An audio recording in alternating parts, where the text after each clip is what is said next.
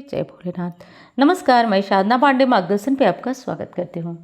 चलिए दोस्तों, आज हम सुनेंगे श्रावण महात्म का अध्याय 22। ईश्वर बोले, हे मुनिश्रेष्ठ, श्रावण मास में कृष्ण पक्ष की चतुर्थी तिथि के दिन सभी वांछित फल प्रदान करने वाले संकष्ट हरण नामक व्रत करना चाहिए या नहीं, इसके बारे में विस्तार पूर्वक बताएं। सनत कुमार बोले, किस विधि से यह व्रत किया जाता है, इस व्रत में क्या करना चाहिए, किस देवता का पूजन करना चाहिए और इसका उद्यापन कब करना चाहिए, इसके विषय में मुझे विस्तार पूर्वक बताइए। ईश्वर बोले, चतुर्थी के दिन प्रातःकाल उठकर के दंत धावन करना चाहिए। इसके बाद संकल्प ग्रहण करना चाहिए और शुभ व्रत को करने के लिए संकल्प विधिवत ग्रहण करें। हे देवेश, आज मैं चंद्रमा के उदय होने तक निराहार रहूंगा और रात्रि में आपकी पूजा करके भोजन करूंगा। संकट से मेरा उद्धार कीजिए। हे ब्रह्मपुत्र, इस प्रकार संकल्प करके शुभ काले तिलों से युक्त जल से स्नान करके समस्त आहिक कृत्य संपन्न करने के बाद गणपति का पूजन करना चाहिए। बुद्धिमान को चाहिए कि 3 मासे अथवा उससे आधे परिणाम अथवा 1 मास से स्वर्ण से अथवा अपनी शक्ति के अनुसार स्वर्ण की प्रतिमा बनाएं। स्वर्ण के अभाव में चांदी तथा तांबे की ही प्रतिमा सुखमय पूर्वक मानी जाती है। यदि निर्धन हो तो मिट्टी की ही प्रतिमा बना लें, किंतु इसमें ऐसा कुछ न करें जिससे आपकी पूजा नष्ट हो जाए।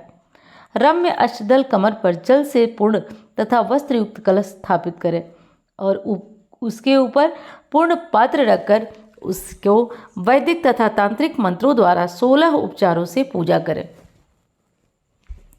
तत्पश्चात हे विप्र, तिल युक्त 10 उत्तम मोदक बनाएं। उनमें से 5 मोदक देवताओं को अर्पित करें और 5 मोदक ब्राह्मणों को प्रदान करें। भक्ति भाव से उस विप्र की और उस देवता की पूजा करें और यथाशक्ति दक्षिणा देकर प्रार्थना करें। हे विप्रवरी, आपको नमस्कार है।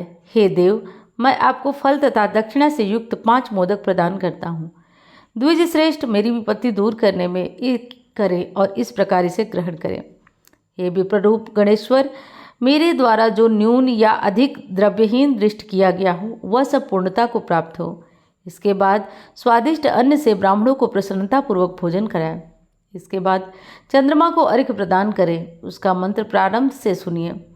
हे क्षीरजागर से प्रादुर्भाव, हे सुधारूप, हे निशाचर और हे निशाकर, हे गणेश की प्रीति को बढ़ाने वाले, हे मेरे द्वारा दिए गए अर्घ्य को ग्रहण करें। इस विधान के करने पर गणेश्वर प्रसन्न होते हैं और वांछित फल प्रदान करते हैं।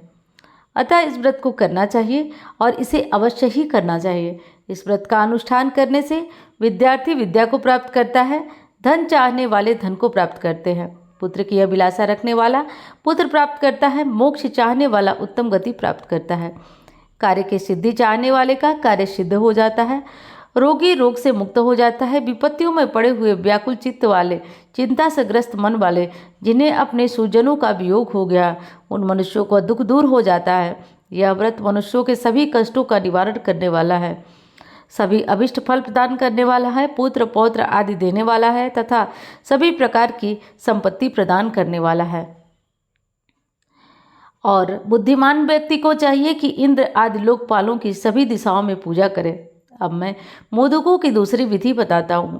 पके हुए मूंग तथा तिलों से युक्त घी में पकाए गए गरी के छोटे छोटे टुकड़ों से मिश्रित मोदक गणेश जी को अर्पित करें।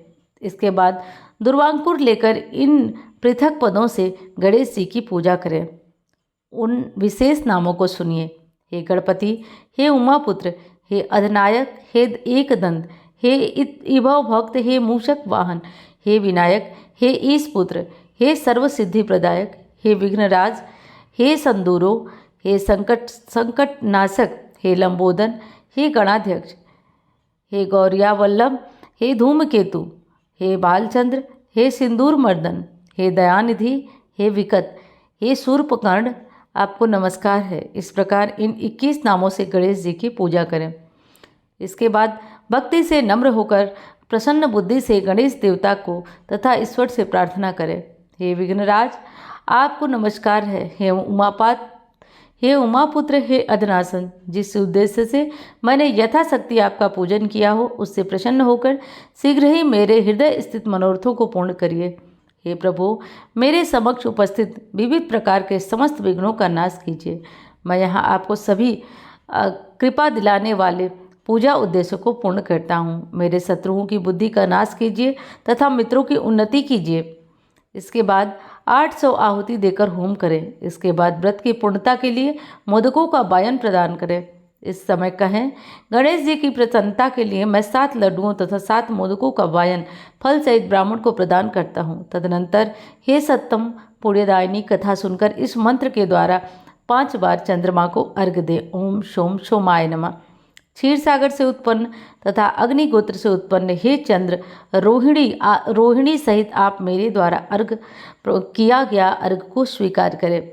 इसके बाद अपने अपराध के लिए देवताओं से क्षमा प्रार्थना करें और अपने सामर्थ्य के अनुसार ब्राह्मणों को भोजन कराएं तथा ब्राह्मणों को अर्पित किया गया और उससे अवशिष्ट भोजन को स्वयं ग्रहण करें। मौन होकर 7 ग्रास ग्रहण करें और अशक्त हो तो इच्छा अनुसार भोजन करें। इस प्रकार 3 मास अथवा 4 मास तक विधान पूर्वक इस व्रत को करें। इसके बाद बुद्धिमान को चाहिए कि 5वें महीने में उद्यापन करें। उद्यापन के लिए बुद्धिमान को अपने सामर्थ्य के अनुसार स्वर्णमयी गणेश प्रतिमा बनाना चाहिए।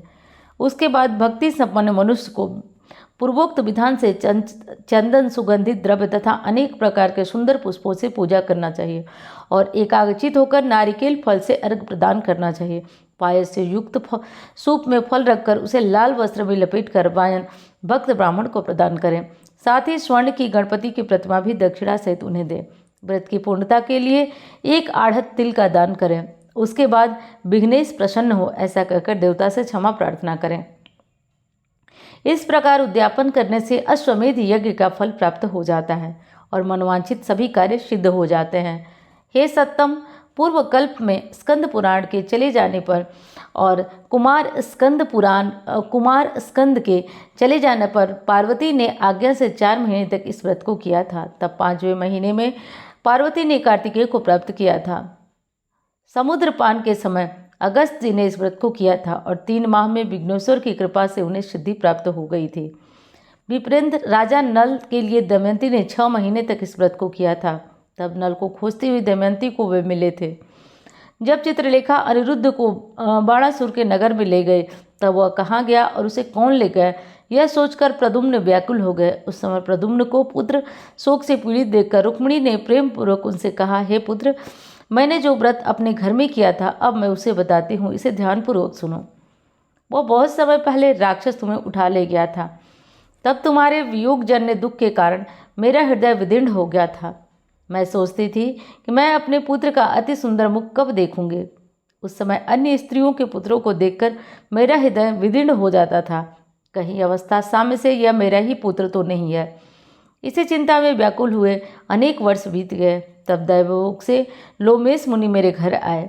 उन्होंने मुझे चिंताओं से दूर करने वाला संकष्टी चतुर्थी का व्रत बताया और 4 महीने तक इस व्रत को किया। इसी के प्रभाव से तुम संबरासुर को युद्ध में मारकर आ गए। अतः हे पुत्र, इस व्रत की विधि जानकर भी तुम इसे करो, इससे तुम्हारा पुत्र का पता चल जाएगा। हे विप्र, प्रद्युम्न ने यह व्रत करके गणेश जी को प्रसन्न किया। तब नारद जी ने उन्हें सुना कि अनिरुद्ध बाणासुर के नगर में है। इसके बाद बाणासुर के नगर में जाकर उससे अत्यंत भीषण युद्ध करके और संग्राम में शिव सहित बाणासुर को जीतकर पुत्र वधु सहित अनिरुद्ध को प्रद्युम्न के घर लाए थे। हे मुनि, इस प्रकार अन्य देवताओं तथा असुरों ने भी विघ्नेश की प्रसन्नता के लिए यह व्रत किया था। सनत कुमार, इस व्रत के समान सभी सिद्धियां देने वाला इस लोक में कोई और व्रत, तप, दान और तीर्थ नहीं है। बहुत कहने से क्या लाभ, इसके तुल्य कार्य सिद्धि कराने वाला दूसरा कोई भी व्रत नहीं है। अभक्त नास्तिक सठ को इस प्रकार का व्रत अवश्य करना चाहिए तथा पापी, छली, कपटी को इस व्रत का उपदेश भी नहीं देना चाहिए। अपितु पुत्र, शिष्य, दयालु, श्रद्धालु सज्जन को इसका उपदेश अवश्य देना चाहिए। हे विप्रेश, हे धर्मनिष्ठ, हे निधिवंदन, तुम मेरे प्रिय हो तथा लोकोपकार करने वाले हो। मैंने तुम्हारे लिए इस व्रत का उपदेश दिया है। इस प्रकार स्कंद पुराण के अंतर्गत ईश्वर सनत कुमार संवाद में श्रावण महात्म्य चतुर्थी व्रत कथन नामक 22वां अध्याय पूर्ण किया। उम्मीद करती हूँ कथा आपको पसंद आई होगी। धन्यवाद। हर हर महादेव।